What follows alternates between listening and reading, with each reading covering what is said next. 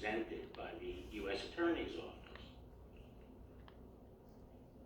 I think you've made it clear that you've not looked at the evidence. We can move on. I think you've made it clear, sir, that you've not looked at the evidence, and we can move on. Will you agree to consult career DOJ ethics officials about whether your recusal from the 14 investigations that have been discussed by my colleagues is necessary? I don't see any basis for it. I already consulted with them, and You have consulted with them about the 14 other investigations? about the Mueller case. Have you consulted with the career DOJ ethics officials about the appropriateness of you being involved or recusing yourself from the 14 other investigations that have been referred out? Conflict of interest, clear conflict of interest.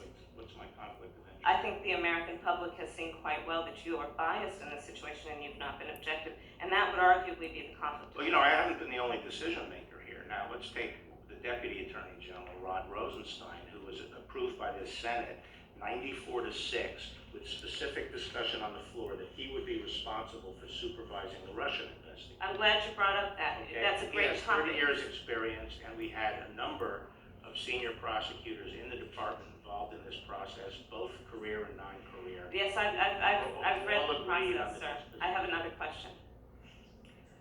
And I'm glad you brought that subject up because I have a question about that. Earlier today, in response to Senator Graham, you said, quote, that you consulted with Rosenstein constantly, unquote, with respect to the special counsel's investigation and report. But Deputy Attorney General Rosenstein is also a key witness in the firing of FBI Director Comey. Did you consult with I'm not finished. Did you consult with DOJ ethics officials before you enlisted Rod Rosenstein to participate in a charging decision for an investigation, the subject of which he is also a witness? My understanding was that he had been cleared already to participate in it. So you had consulted with them and they cleared it? No, I think they cleared it when he took over the investigation. Did you That's my consult? understanding. You don't know whether he's been cleared of a conflict of interest? He would be participating if there was a conflict of interest. So you're saying that it did not need to be reviewed by the career ethics officials in your office? I believe it was. Appropriate?